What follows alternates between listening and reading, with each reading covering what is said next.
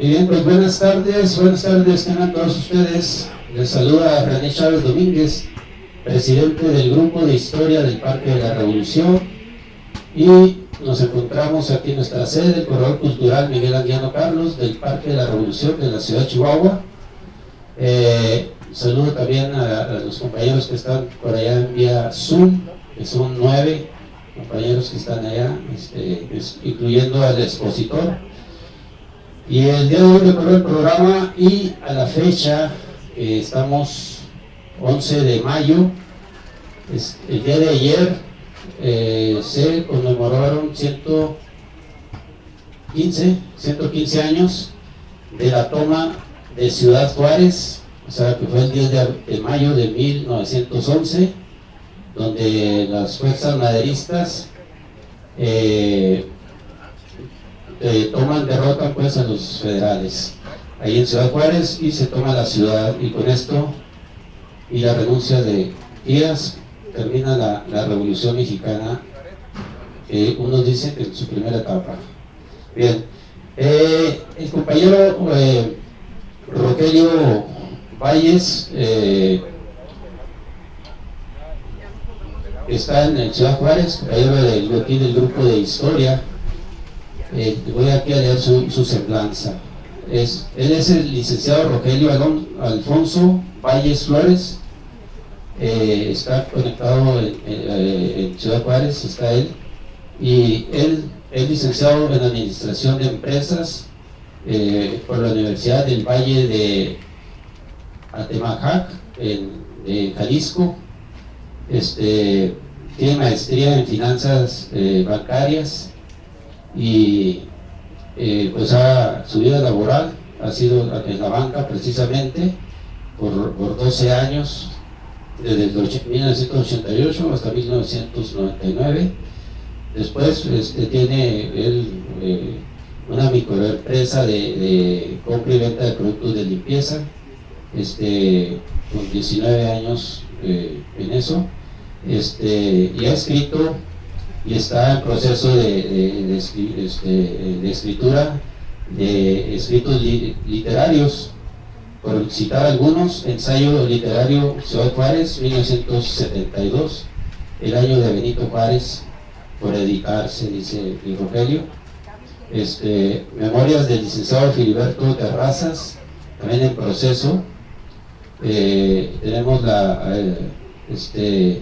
investigación, historia de México, Revolución Mexicana, más de 30 años. Y él es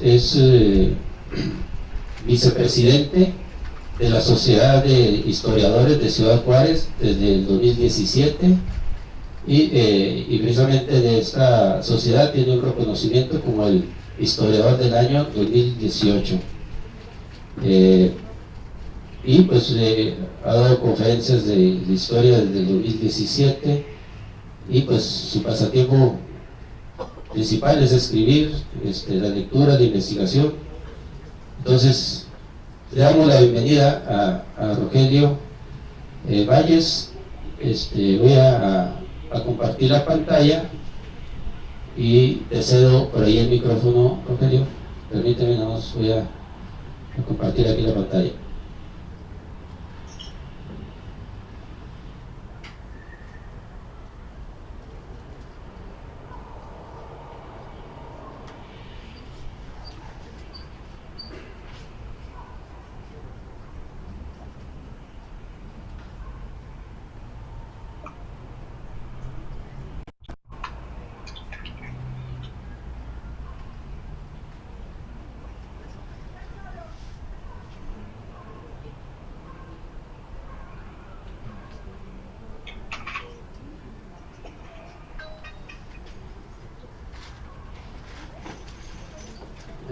Bueno, aquí está ya la pantalla. Nomás vamos a hacer una prueba ahí. Ya te me perdiste, Rogelio. A ver, vamos a ver. Rogelio, si estás viendo, a ver, o hacemos una prueba ahí con Alfredo, ¿sí? Se ve la pantalla completa, ¿no? Perfecto. Entonces, pues adelante, Rogelio. Bueno, pues no sé si me escuchan. Sí. Sí, ¿verdad? Ok, bueno, pues primero que nada, como se dijo, ¿verdad? Mi nombre es el licenciado Rogelio Valles Flores, ¿verdad? Nací ahí en la ciudad de Chihuahua y tengo aquí radicando en Ciudad Juárez, pues ya casi voy a cumplir 30 años. Mi pasión, pues igual que la de ustedes, es la historia, la investigación, sobre todo la de México, y no se diga la Revolución Mexicana. Para venir a dar pues esta plática o conferencia, pues agradezco pues, aquí al ingeniero Chávez que me haya dado la oportunidad de pues, estar presente aquí con ustedes, que cordialmente lo acepté. También pido una disculpa al respecto porque quise hacerlo de forma pues de estar presente, pero nada más que ahorita estoy en aspectos con el seguro social de mi pensión, entonces esta dependencia me ha estado poniendo infinidad de requisitos y de documentos para complementarlos, que por cierto ya tengo un avance ya muy importante, y entonces hubo la necesidad de quedarme aquí porque precisamente el día de mañana tengo que acudir, ¿verdad?, a recoger un documento ya de los últimos, es muy importante, ¿verdad?, para mi proceso de mi pensión, ¿verdad? Entonces, pues por otro lado, les quiero comentar que el tema que seleccioné, ¿verdad?, que se llama pues, la toma de Ciudad Juárez, y también pues, la importancia de Ciudad Juárez en la Revolución Mexicana en 1911, pues este es un dato muy, pues, ¿qué se puede decir? Muy importante, porque a la toma de aquí de Ciudad Juárez, pues se vino la caída, ¿verdad?, del gobierno de don Porfirio Díaz. Entonces, es muy importante saber los hechos, cómo se dieron aquí en Ciudad Juárez, y vamos hablando, pues, como tengo, creo que 1 hora para hablar, ¿verdad? Sí, más o menos. Sí, entonces, pues voy a tratar de abarcar lo más posible, ¿verdad? Porque es largo y complejo. Entonces, hablaremos con el señor Madero, ¿verdad?, que era un hombre, pues se puede decir que era muy inquieto, ¿verdad? Y que para poderlo estudiar y hablar de él, recurrí a mi bibliografía, pues es precisamente lo que están viendo ahí, ¿verdad? Es una bibliografía de lo que fue déjenme, permítame, es como dicen, Juan J. Navarro, ¿verdad?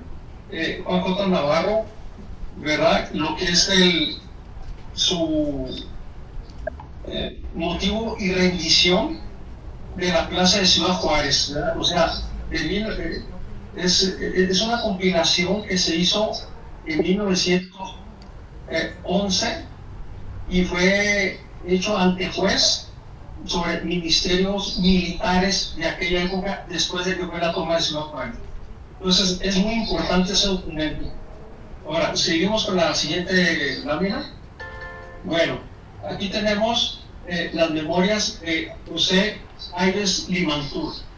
Yo pensé que este libro no existía, porque pues mi querido padre, que en paz descanse, él me legó una biblioteca muy grande, ¿verdad? Muy grande, y sobre todo casi el 40% de los libros que están ahí en la biblioteca de mi padre son de la Revolución Mexicana. Entonces este libro, ¿verdad?, de José de Limantur, Apuntes sobre mi vida pública, es sumamente muy interesante porque nos va a narrar qué fue lo que sucedió antes, durante y después de la toma de Ciudad Juárez. Es muy importante porque él fue el principal protagonista de llevar las paces, llevar los acontecimientos, los asuntos de paz con los revolucionarios. Se van a preguntar, bueno, pues en esas épocas Porfirio Díaz se encontraba en un estado delicado de salud, ¿verdad? Entonces, por otro lado, vamos a ver que de una forma increíble, en el mes de marzo de 1911, se le metió a la cabeza a don Porfirio Díaz, ¿verdad?, de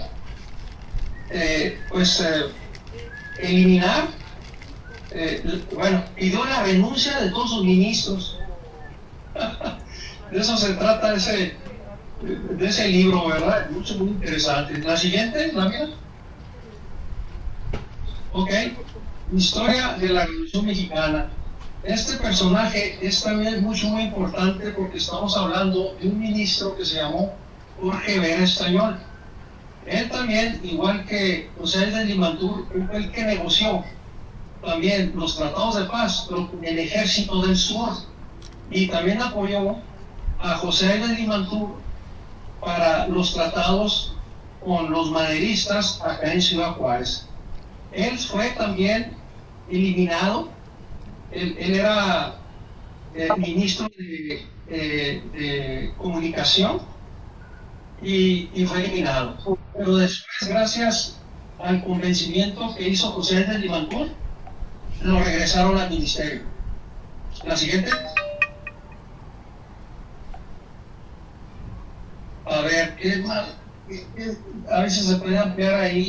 Es lo mismo. Juan J. Navarro, ¿verdad? Dice ahí. Sí. No alcanzo a ver, ¿eh? Sí. Sí, ¿verdad? Es lo mismo de la primera biografía que se puso, ¿verdad? Se va a hablar sobre lo que dijo Juan J. Navarro cuando se rindió y lo llevaron a juicio militar en 1911, después de que fueron las elecciones y cuando fue presidente, Francisco León de la Barra, y después fueron las elecciones y quedó como presidente Francisco Madero para ejercer la presidencia el 6 de noviembre de ese mismo año 1911. Para esas fechas, Juan J. Navarro no se había dado de baja del ejército militar. Él estuvo prisionero con Madero, pero después Madero le salvó la vida y lo llevaron ahí clandestinamente al Paso, Texas, él y a toda su comitiva, ¿verdad?, para que no lo fusilaran, porque Pascual Orozco le traía muchísimas ganas al respecto. Seguimos adelante. Ok, aquí nuevamente vemos el libro con el que vamos a basar, ¿verdad?, Apuntes sobre mi vida pública. Él es José de Limantur. Adelante. Bien, aquí tenemos a otro periodista que también a última hora, ya después de que surgieron los balazos, él venía de un diario que se llamaba El Hogar y llegó ya después de los balazos allá a Ciudad Juárez y él empezó a tomar fotografías interesantes y también entrevistó a cada uno de los principales revolucionarios. Adelante. Bueno, tenemos al protagonista principal. ¿Por qué se hizo la revolución? Bueno, en un principio se quería respetar la presidencia de Porfirio Díaz, pero como los tratados de paz que se empezaron allá en Nueva York y luego en Washington y después en Ciudad Juárez, pues ya no se pudieron lograr al 100%. Entonces ya lo que se pedía a última instancia se pedía la renuncia de Porfirio Díaz. Adelante.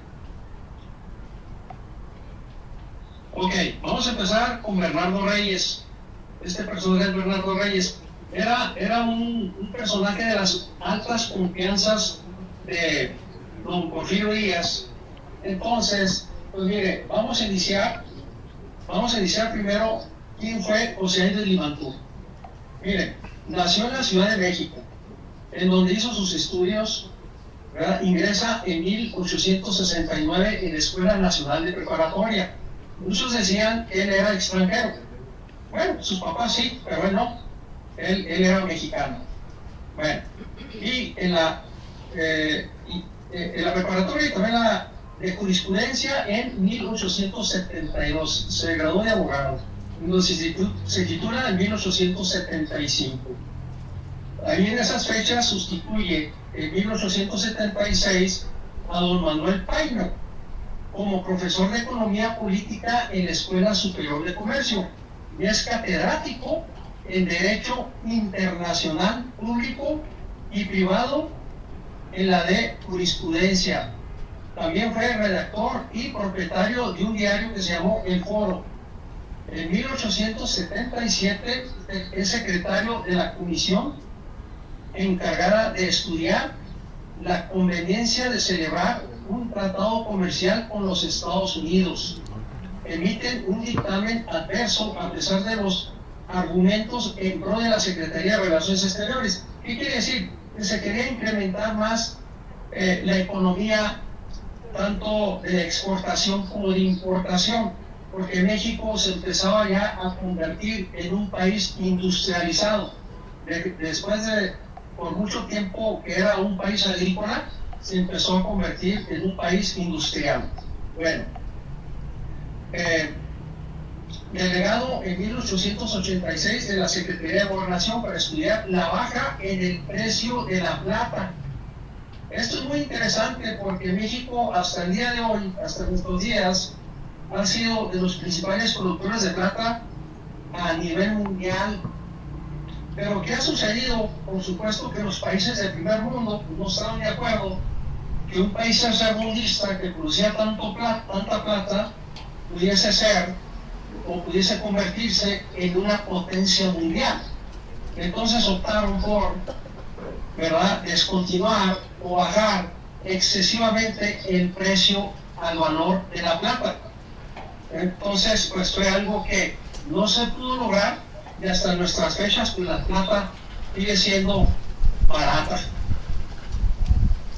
Ya posteriormente es nombrado en 1892 oficial mayor de Hacienda y titular de dicha secretaría desde mayo de 1893, cargo al que renuncia el 24 de mayo de 1911. En el año fiscal de 1894-1895 aparece por primera vez en la historia de la Hacienda Pública de México un superávit de más de 2 millones de pesos, logrando que el segundo año fiscal otro superávit que pasa a los 5 millones de pesos. Entonces, ustedes se pueden dar cuenta que este señor, como pues mi gran directo y compañero que fue en su tiempo y momento en vida, don Filiberto Terrazas, él comentaba y él decía que José Álvarez Limantur llegó a ser un genio de las finanzas en nuestra república, porque llegó a tener pues en superávit nuestro país, nuestra república, y eso fue histórico, porque siempre desde que nacimos como país independiente, nacimos endeudados. Bueno, lo que se trata de hablar así a grosso modo, ¿verdad?, de don Bernardo Reyes, diré lo siguiente.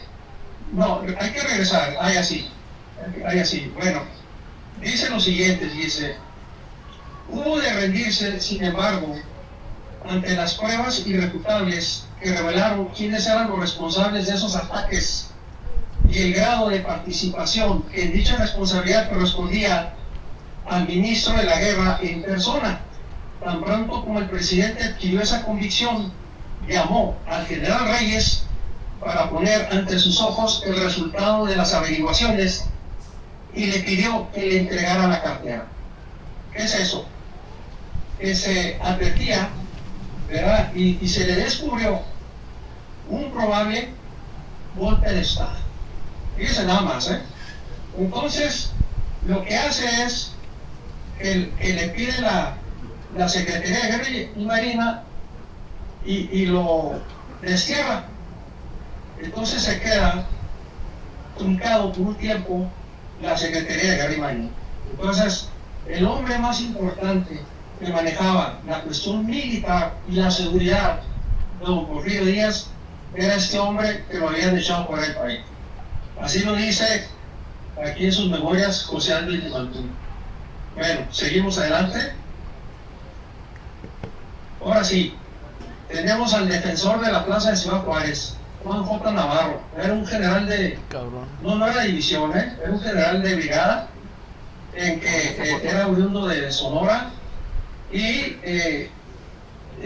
creo que también combatió a los yaquis junto con Bernardo Reyes, y tenía mucha fama de ser un general muy valiente y que no le tenía miedo a nada.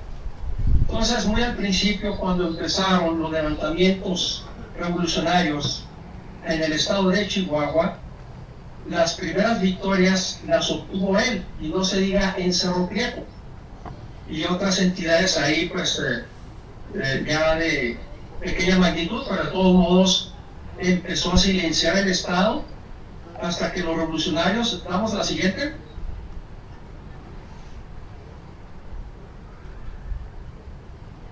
Madero, el señor Madero es el que entra el 14 de febrero de 1911, entra al estado de Chihuahua, por aquí por Guadalupe, muy cerquitas de esta plaza de Ciudad Juárez. ¿Qué fue lo que pasó? Madero, cuando él dijo en su, ¿qué se puede decir? Su manifiesto, ¿verdad? Llamado el Plan de San Luis, él dijo que había que levantarse en armas todo aquel ciudadano, ¿verdad?, que quisiese seguir esa causa noble, ¿verdad?, para hacer una nueva patria y destituir al gobierno que ya estaba envejeciendo, ya no podía tener más prosperidad, no daba capacidad a la democracia. Era necesario hacer una revolución. ¿Por qué? Porque en tiempos anteriores el señor Madero estuvo haciendo mucho proselitismo por toda la República y varias veces estuvo a punto de ser asesinado, incluso fue encarcelado en la ciudad de Monterrey, en donde posteriormente lo trasladan a San Luis Potosí, y de ahí pues muchos dicen que se escapa, otros dicen que salió bajo fianza, pero lo importante es que se trasladó a la Unión Americana, y ahí proclamó el Plan de San Luis para el 20 de noviembre a las 6 de la tarde. Entonces su tío Catarino lo iba a esperar en Eagle Pass, frontera con Porfirio Díaz, ¿verdad?, que ahora es Piedras Negras. Entonces él entra a hacer la revolución allá con su tío Catarino, pero se desilusiona. ¿Por qué? Porque Catarino le había prometido que iba a llegar con más de 400 hombres armados, y no, nomás llegó como con 20. Pues no, dijo, pues así no se puede hacer la revolución, pues yo ya me retiro. Y ya iba para Nueva Orleans, para irse a Cuba y luego a España, porque también ya los norteamericanos ya no le querían mucho. Entonces, un personaje muy importante de Chihuahua, que se llamó Abraham González, fue el que lo mandó a llamar, fue por él, de hecho, y le dijo, en Chihuahua ya está la chispa de la revolución. Hay un personaje que se llama Pascual Orozco y ya cuenta con casi 1000 hombres, ¿verdad?, para hacer la revolución, más otros alzados que tenemos en los alrededores de la ciudad de Chihuahua, también acá por Namiquipa. Y no se diga también con gentes de allá de Casas Grandes, grandes revolucionarios y personajes, incluso hasta algunos de ellos fueron gobernadores. Bueno, entonces se regresa Madero y hace la revolución, y desafortunadamente tienen una derrota en Casas Grandes.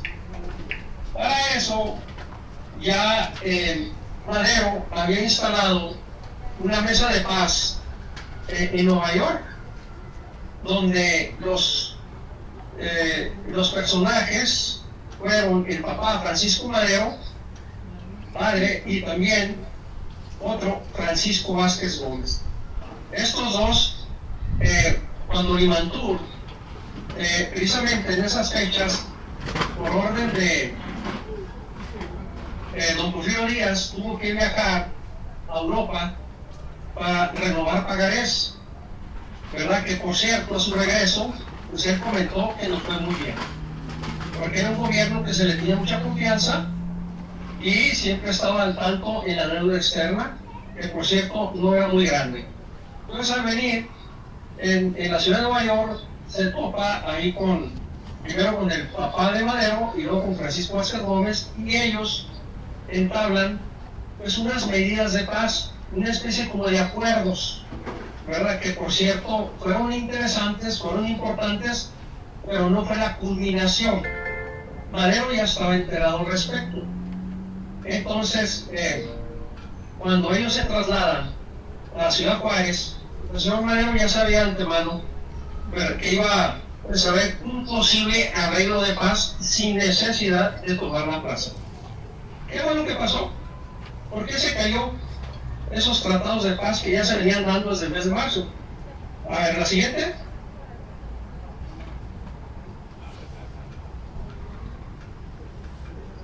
Ahí está lo que fue la toma de la batalla de Casas Grandes, que por cierto pues, perdieron ahí los maderistas.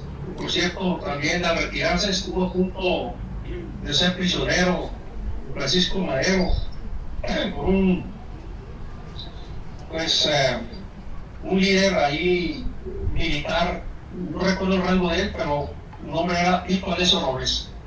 No me acuerdo el grado, ¿verdad? Pero no era coronel, ni mucho menos general. Bueno, la que sigue.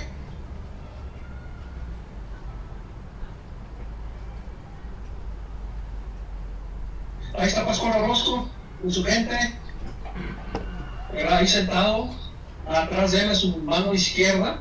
Ahí tenemos a Roque González Garza, que él fue ordenado por Madero que fuera su jefe de escolta. Ahí lo tienen, a un ladito de Pascual Orozco, aunque Pascual Orozco no le gustó eso, ¿eh? ¿La que sigue? Ese es el presidente. Aquí está. Tenemos al que fue el que abogó por los tratados de paz en Nueva York, nombre Francisco Vázquez Gómez.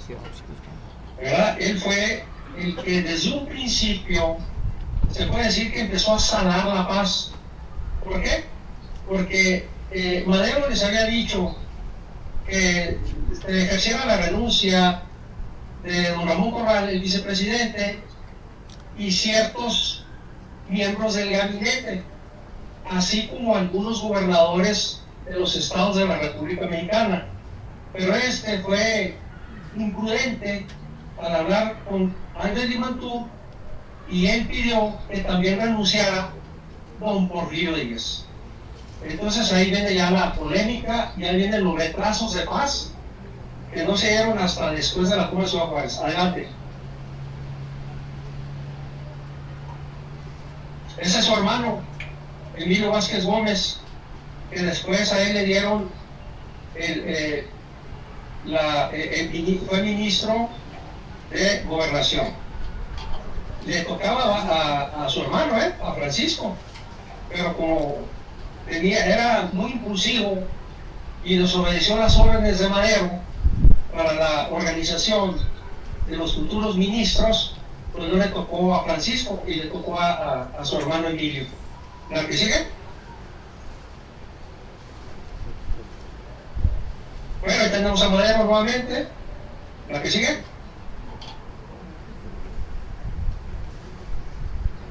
Orozco.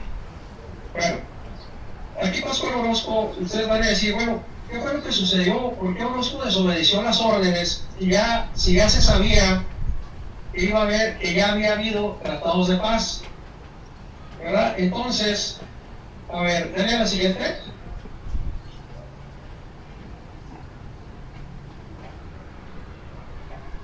Bueno, bueno, lo dejamos ahí. Este señor es el nuevo ministro de Guerra y Marina, que se llamó González Cosío. Ya era un general ya grande, ya casi de la vida de don Porfirio Díaz, pero no tenía mucha influencia como la que tenía don Bernardo Reyes para controlar a todos los generales, a todos los divisionarios que había detrás del ejército mexicano, que eran hombres que todavía tenían mucha juventud y tenían mucha fuerza, y ya por los meses de abril, de mayo, ya se venía un futuro golpe de Estado por parte de ellos, como fueron los que voy a nombrar: el general Gregorio Ruiz, Aureliano Blanquet, Manuel Mondragón. Ahí más o menos bajita la mano, ahí andaba también Félix Díaz, hijo. el sobrino, y otro, Jerónimo Treviño. El más peligroso de ellos era Manuel Mondragón y Aureliano Blanquer. Se puede decir, bueno, ¿y Victoriano Huerta qué? No, fue un hombre, era el más leal a don Porfirio Díaz.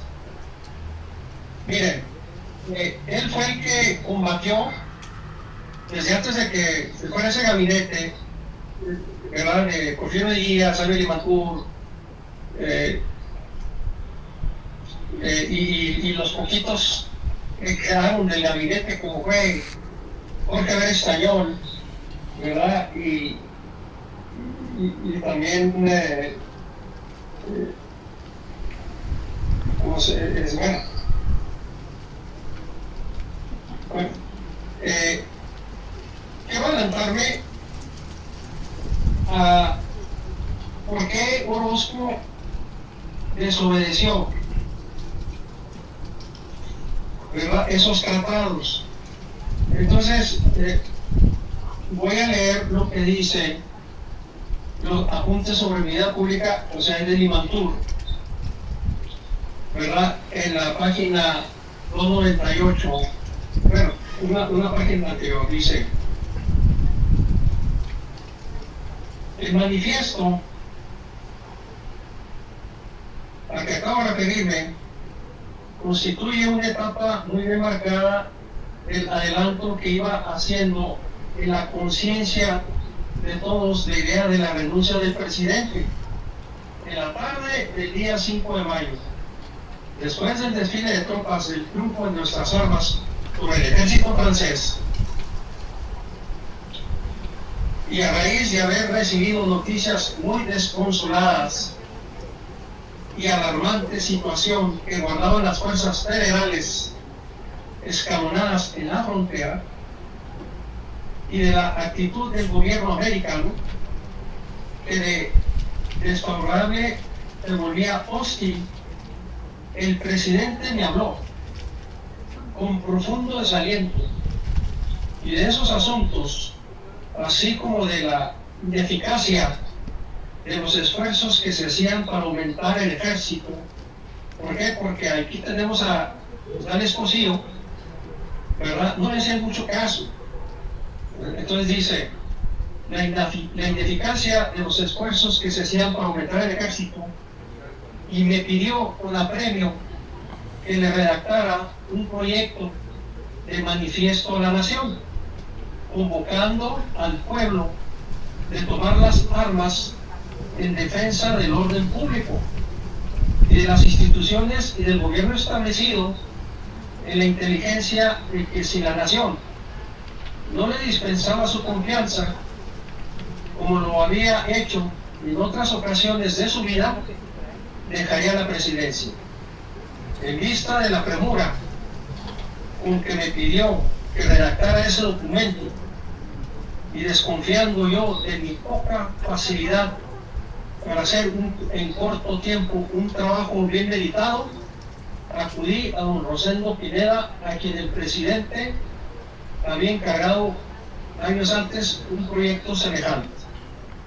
Entonces, dice lo siguiente: se redacta ese manifiesto entre el 5 y 6 de mayo de 1911, y ¿perdón? Adelante. Y aquí está el documento. Lo saca a relucir el día 7 de mayo. Lo voy a resumir porque está un poquito larguito, ¿verdad? Entonces dice: manifiesto a la nación. Porfirio Díaz, mexicanos, la rebelión iniciada en Chihuahua en noviembre del año pasado, que por las escabriosidades del terreno no pudo sofocarse a tiempo, ha solidificado en otras regiones de la República las tendencias anárquicas y el espíritu de aventura, siempre latentes en algunas capas sociales de nuestro pueblo. Entonces, voy a adelantar. Manifiesto a los mediadores oficiosos escucharía con gusto las proposiciones que vinieran del campo rebelde en demanda de paz.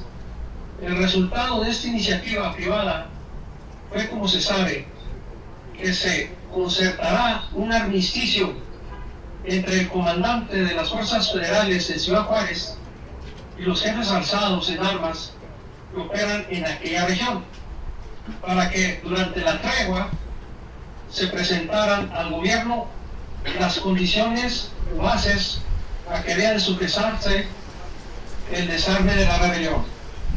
Lo voy a seguir, Entonces dice, por otra parte, hacer depender la presidencia de la República, es decir, la autoridad soberana de la nación, de la voluntad o el deseo de un grupo de ciudadanos más o menos numeroso, de ciudadanos armados, no es ciertamente establecer la paz, que siempre debe tener por base el respeto a la ley.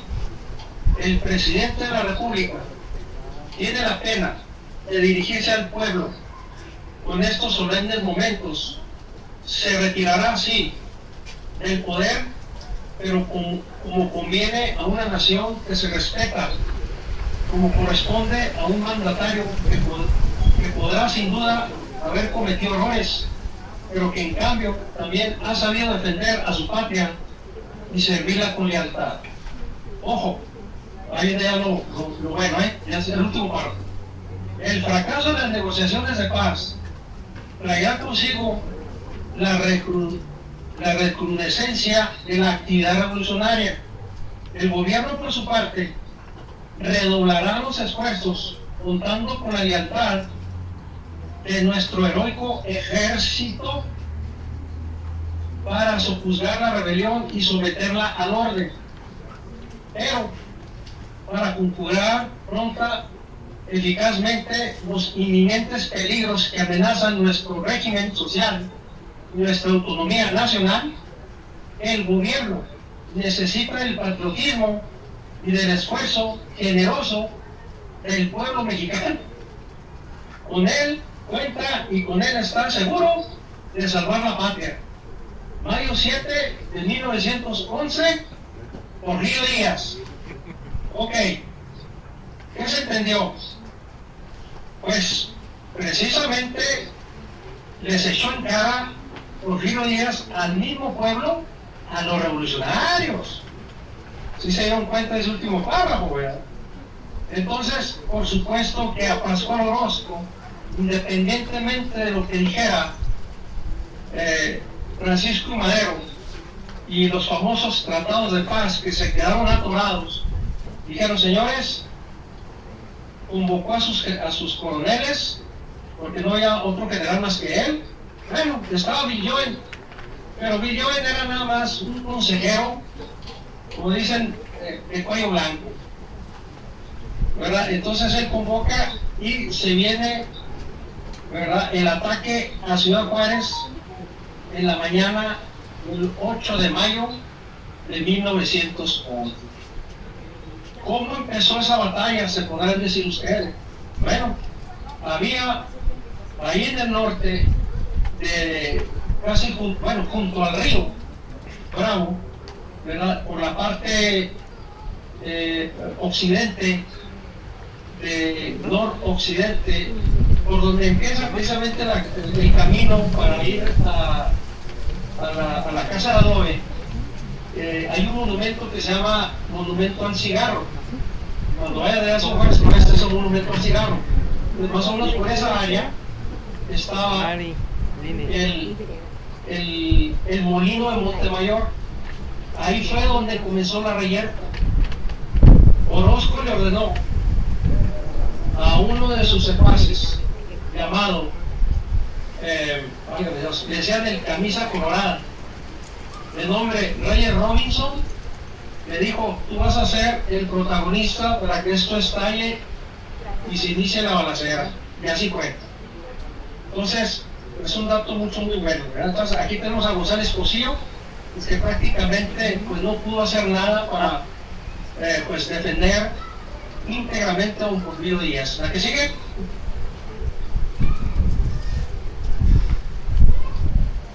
ahí tenemos a uno que regresa, porque Ayder Mantur, voy a decir lo siguiente: cuando Ayder Mantur regresa de Europa, que por cierto nos fue muy bien, ¿verdad?, para renegociar la deuda con Inglaterra, él en Nueva York pues hace, como les dije, los tratados del papá de Madero y el imprudente de Francisco Vázquez Gómez, ¿verdad? Entonces, cuando venía en camino a la Ciudad de México, ya de regreso, como a finales de marzo, principios de abril de 1911, pues se da cuenta que prácticamente don Porfirio Díaz había corrido a todo el personal de su gabinete, y entre ellos estaba este señor que están viendo ustedes, que se llama Jorge Vera Estañón.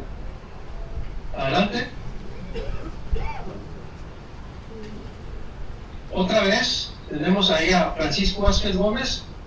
Es importante mencionar, Francisco Vázquez Gómez sí era un gran médico, incluso fue por muchos años médico personal de don Porfirio Díaz, y también fue médico personal de José Ayder Mantur. Pero ya en cuestiones de la revolución, pues prácticamente decían que era un patán y hacía las cosas a su modo y no respetaba en lo absoluto las decisiones de don Francisco Madero. Adelante.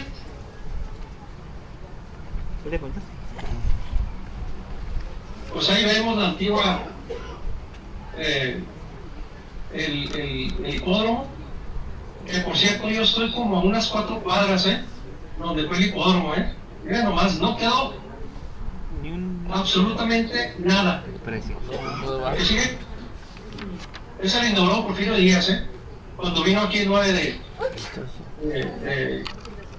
de octubre de 1909. No sé si alcance a ver ahí donde dice el correo, en la parte derecha, a ver si me puede leer alguien de ahí.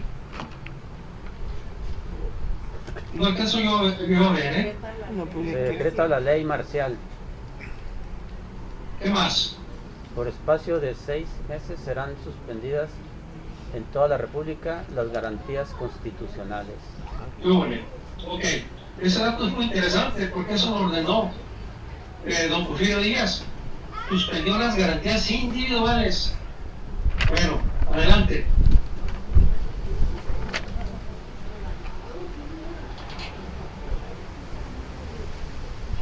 Bueno, ahí estamos viendo el armamento de los federales.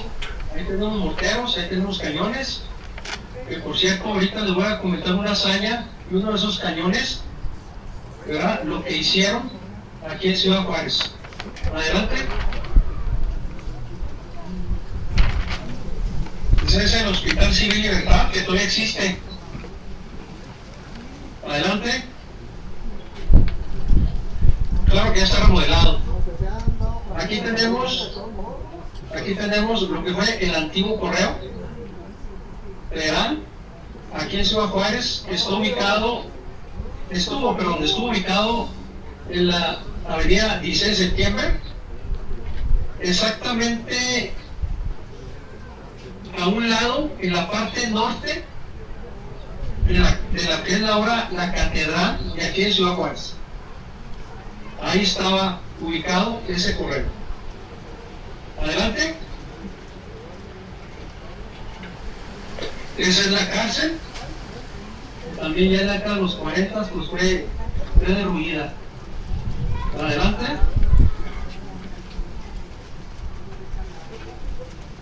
Esa está ubicada. Ahí está el cuartel del 15 que también lo destruyeron.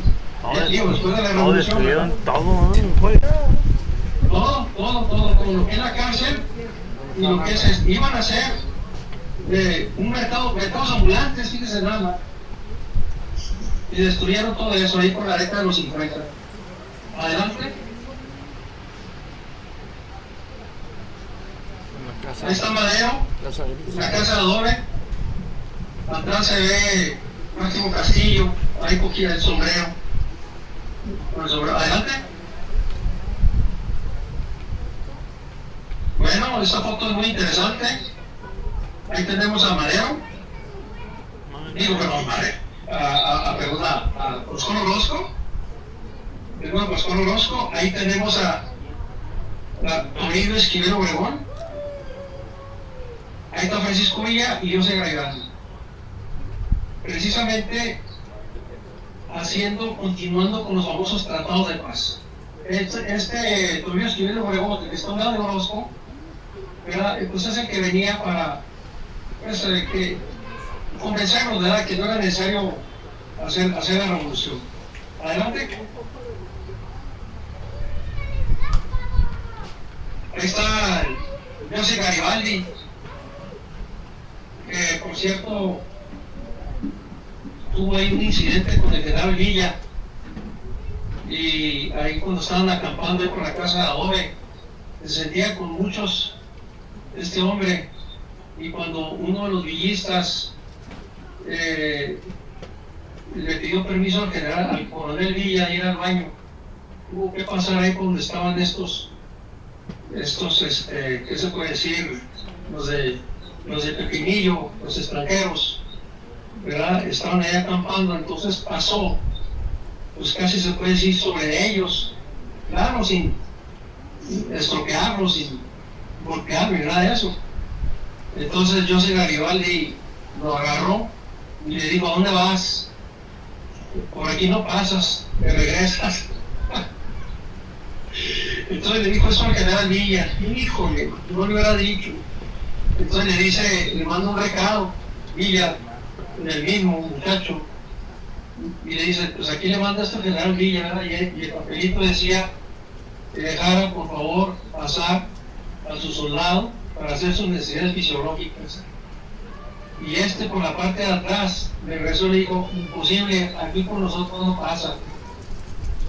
Pues entonces se regresó el muchacho, el coronel Villa, al ver esto, se monta en su caballo y con otros 2, 3 de ahí de sus confianzas, y incrimina a José Garibaldi, y dicen que fue tanto el miedo que tuvo que en cuanto se paró, dicen que le temblaban las piernas, y le metió un coscorrón nada más. Y ahí terminó todo, y pasó el muchacho, pero chismoso fue luego a avisarle a Madero lo que había hecho Villa. No, pues Villa pues era muy leal con Madero, y él le dijo y le aseguró pues que no le iba a volver a pasar, siempre y cuando hubiese respeto entre la tropa. Bueno, adelante.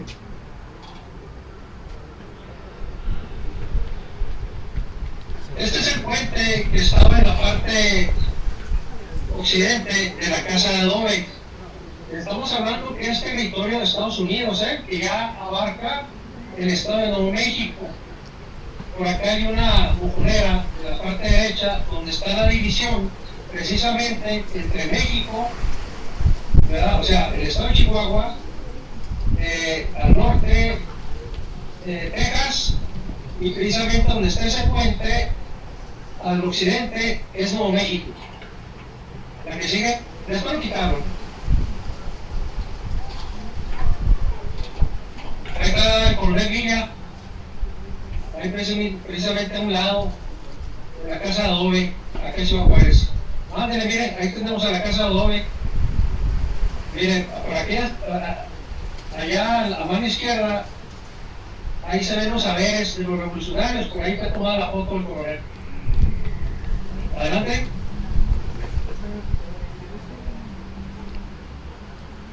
Ahí están los científicos, pues qué puede decir, la plana mayor de don Francisco Madero. Ahí vemos a don Abraham González, ahí vemos al lado izquierdo a don Luciano Carranza, ahí está Francisco Vázquez Gómez, a un lado de Madero, que por cierto, ustedes pueden ver cómo está Madero, ¿verdad? Como, se mira como muy frío junto a Francisco Vázquez Gómez. Se fijan, tiene una cara de muy serio. ¿Por qué? Porque gracias a este hombre se estropearon los tratados de paz. ¿verdad? Y luego sigue está Francisco Madero, pues ahí tiene a Abraham González, y luego tienen el de Sonora, y atrás tenemos a Francisco Villa y a Gustavo Madero, y etcétera, etcétera. Todavía a Francisco Madero padre. Ahí está Francisco González Garza, entre Madero y Abraham González. Acá está Pascual Orozco del lado derecho abajo sentado. A la siguiente, en la casa donde. Oiga, ¿qué hora se termina? Cuando acabe.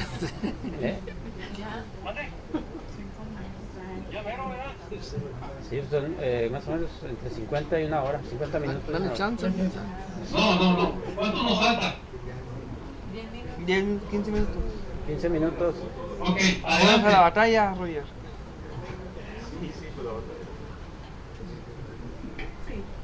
Ahí están celebrando el 5 de mayo. Adelante. En la Casa Adobe. Igualmente, en la Casa Adobe, la misma celebración, 5 de mayo. Adelante.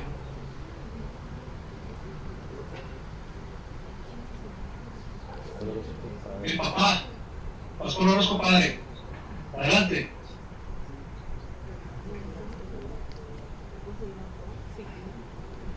Ahí tenemos a Pascual Orozco negociando, hablando con Madero. Ahí está también, creo que es Abraham González, ¿no?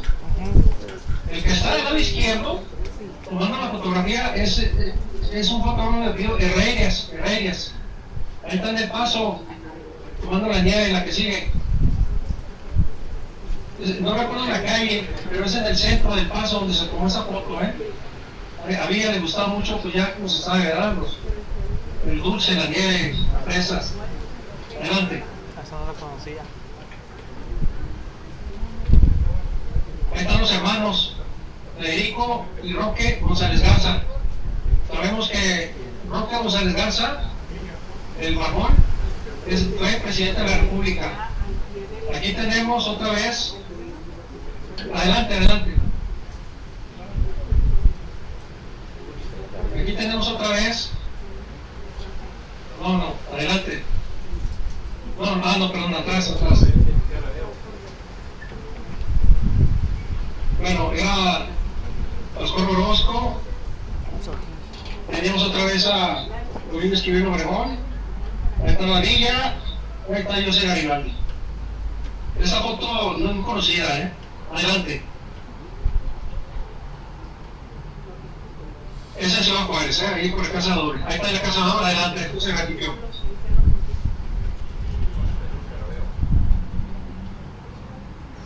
Ok, esta foto es muy interesante porque aquí fue donde se reanudaron los tratados de paz y esta vez incluyó a otro personaje. Eran dos, ahora se incluyeron tres. Pino Suárez, nuevamente Francisco Vázquez Gómez, Francisco Madero padre y Francisco Carvajal. Él venía, ¿verdad?, directamente ordenado pues por Porfirio Díaz y por ahí de Billy Matú, ¿verdad?, como agente oficial para darle reconocimiento a los tratados de paz. Se le llamó el área del Bosque de las Moras. Este está ubicado entre lo que es la aduana El Ojo de Orozco. Vean el Ojo de Orozco, ahí lo pueden ver en Google, el Ojo de Orozco, que por cierto el viernes hubo un evento muy interesante entre el Ojo de Orozco, ¿verdad?, y lo que es el Monumento del Cigarro. Más o menos en ese inter, ahí estaban las moras, ahí estaba esa capa donde ellos continuaron negociando las paces. Adelante. Ahí está la batalla. Esa era la biblioteca que estaba frente al Parque Benito Juárez. Adelante.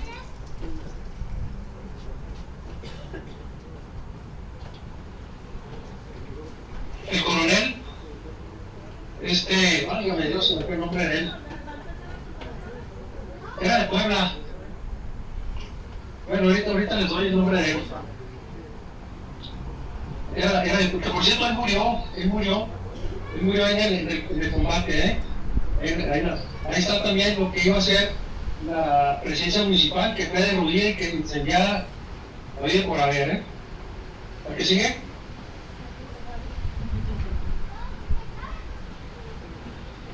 Ok, miren, ahí está ya derruido, ese es lo que fue el correo del correo federal. Ya había comentado que estaba al norte de la catedral de Ciudad Juárez, por la avenida 16 de septiembre. Fíjense, voy a narrar lo siguiente, porque es interesante, porque este dato no es muy conocido. Está en declaración del teniente de artillería Ricardo González. Él dice, a las 9 de la mañana, poco más o menos del día 8 de mayo del presente año, el mismo día 8, y cuando comenzó el combate, recibió orden del mayor Carlos Chávez de alistar la sección, que como a las 11:30 del mismo día salió el mayor Chávez con la sección, que como a la media hora regresó con una pieza de dicha sección el teniente de artillería González Ramírez. Bueno, voy más adelantito. Dice, a las 11 de la mañana recibió orden, o sea, el artillero, ¿verdad?, el teniente Ricardo González, ¿verdad?, el Vicente del mayor Carlos Chávez, para tomar una pieza y batir los puntos que proveniente de indicar el teniente coronel de Estado Mayor Alberto Batis. Al efecto, acompañado de este jefe, se dirigió al hospital del 2 de abril para tomar posición en el lugar en que una hora antes se había hecho fuego.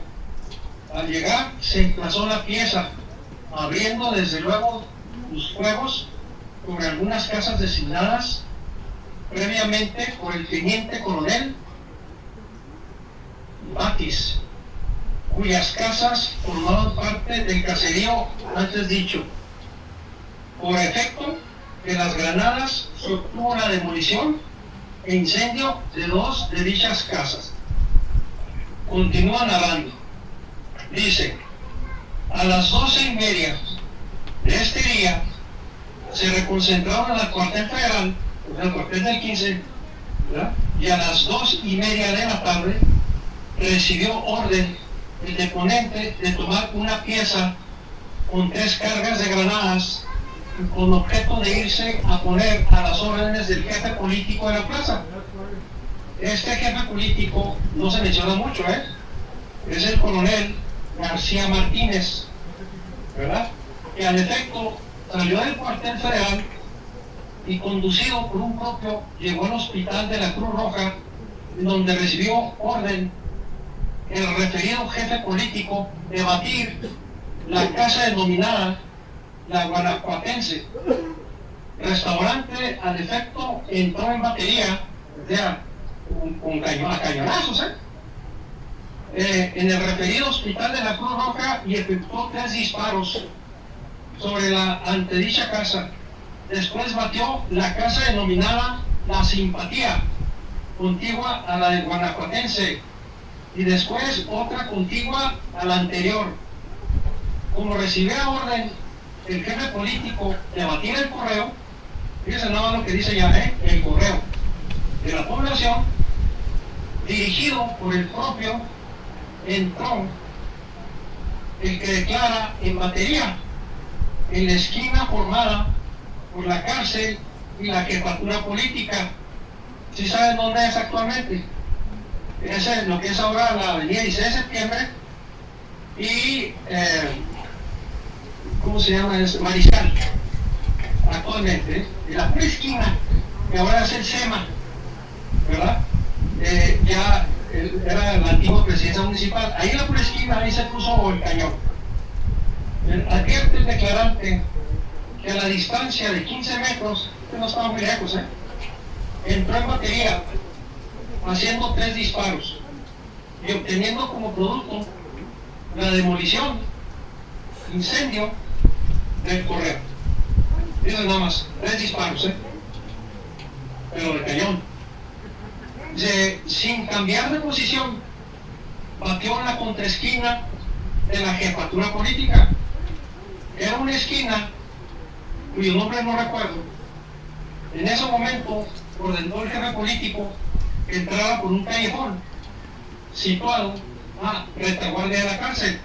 O sea, quiere decir que se dirigieron al norte de la ciudad, ¿verdad? Atrás le llaman el Cañón del Diablo, ¿verdad? Bueno, con objeto de batir, pues aquí está el callejón denominado el Diablo, que es la parte actualmente, dice que estaba totalmente ocupada por fuerzas rebeldes. En el punto indicado entró en batería y abrió sus fuegos batiendo en toda su longitud el citado callejón. Más tarde recibió orden del jefe político de batir a todo trance un molino próximo a la línea divisora, tropezando con algunas dificultades, pues para descubrir el citado molino tenía que pasar por la zona ocupada por los rebeldes y pudo colocarse a la distancia de 80 metros del citado molino con objeto de no pasar los proyectiles al lado americano. Graduó su tiro, procurando fuera más bien corto que largo. A los 3 disparos logró disparar el blanco, obteniendo como resultado la demolición e incendio del citado molino.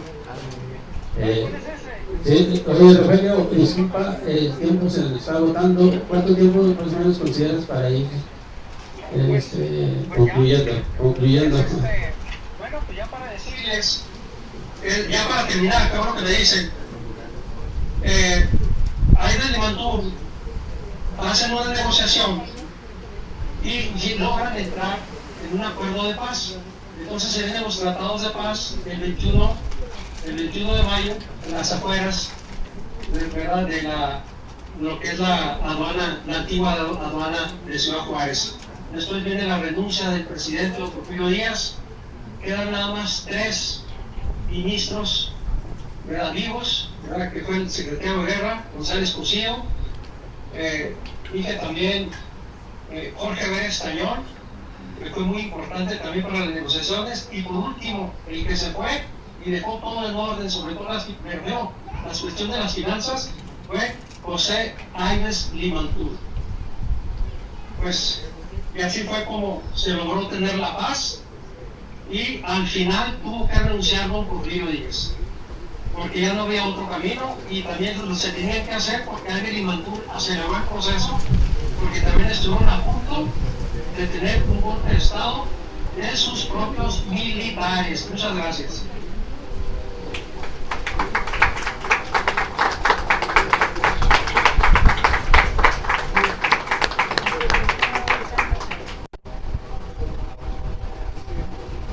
Muy bien, Rogelio, pues interesante toda la narrativa que pues, comentaste.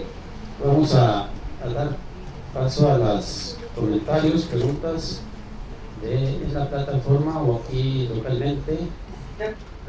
Hemos estado con un viento fuerte que nos viendo aquí la pantalla y demás por llover. A ver, tenemos por ahí.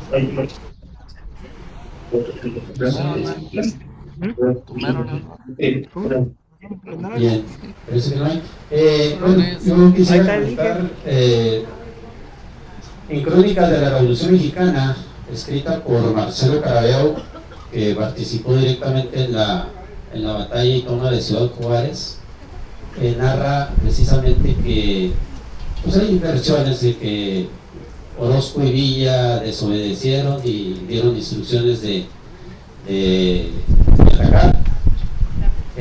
Sin embargo, Marcelo Carabeao menciona textualmente que unos revolucionarios, como era mayo, estaba el calor tremendo, en esos días se acercaron a tomar agua ahí imagino cerca del río Bravo o en algún arroyo, y ahí estaban algunos federales.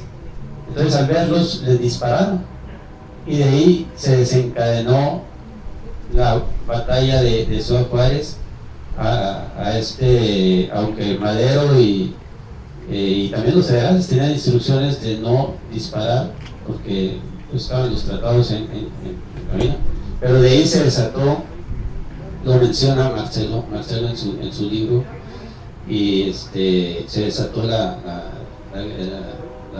batalla de Ciudad Juárez. Bien, pues ese sería mi comentario. Tenemos aquí a Manuel Alderete. Adelante, Manuel. Bueno, gracias. Felicitaciones, era muy completa la presentación, las fotos, etcétera. Para más tiempo, todas las cosas. Bueno, básicamente aquí es la opinión suya sobre el jefe de la plaza que se le dio ahí, básicamente que le llamaban también el matador o el chacal de Cerro Prieto. Básicamente yo he leído bien por la historia acá lo que pasó en Cerro Prieto, donde matar a inocentes, niños, jóvenes y adultos mayores, y que después de eso pues fue lo que impulsó mucho que hiciera la revolución. Y cuando ya están en Ciudad Juárez, ahí en La Habana, bueno, antes de eso se dan cuenta de que Madero lo pasa a Navarro lo pasa hacia El Paso y le da libertad, acompañado por uno de los Dorados, que fue con el chisme con Villa, y después ellos se acercaron a reclamarle a Madero. En total que hay todo un conflicto que viene muy claro en el libro que hizo Eliodoro Lea. Entonces básicamente ahí se rompió mucho de la unidad que tenía, que no era muy fuerte, pero la unidad de los revolucionarios. Entonces, ¿qué opinas sobre ese tema del chacal de Cerro Prieto, Navarro? ¿El chacal de quién? El chacal de Cerro Prieto, o sea, de Navarro, que Juan J. Navarro, que no respetó Madero, inclusive agregando un poco en Ciudad Guerrero, que le comentaron lo de Cerro Prieto, en Guerrero Madero dijo que lo iban a pasar por las armas, y acá en Juárez él mismo lo pasó al paso, ¿verdad? Entonces me dice Manuel que sí, ¿qué opinas de esa acción, pues, imagino, de Madero, de pasarlo para allá para... Mire, primero déjeme el comentario que usted hizo, ¿verdad? Sobre usted se refiere al libro que escribió en las memorias de Marcelo Caraveo. Es correcto. Sí, lo tengo. Y sí es muy cierto. Ellos también estaban por el arroyo que le llaman aquí el arroyo Las Víboras, que por cierto, en esa época sí había corriente de agua. Ahorita no, ahorita está seco, ¿verdad? Está así como el Chumisca de allá de Chihuahua, ¿verdad? O sea, está todo encementado, ¿verdad? Y ahora le llaman viaducto Díaz Ordaz, pero en aquella época pues le decían del arroyo Las Víboras. Entonces, precisamente, casi los de Casas Grandes y algunos que eran de San Isidro, Guerrero, se posesionaron por la parte occidente de la plaza de Ciudad Juárez. Entonces, cuando se acercan a tomar agua, les tiran balazos. Es que ya en el norte, donde les dije, donde fue el molino de Montemayor, ya se habían hecho los balazos, o sea, ya se había roto, ¿verdad? La tregua, famosa tregua de paz. Entonces ya por donde quiera se empezaron a escuchar voces, y también dijo Marcelo Caraveo, pues que también se empezaron a recordar el famoso 10 de mayo, ¿verdad? Tanto de un lado como de otro, ¿verdad? Ese es por un lado.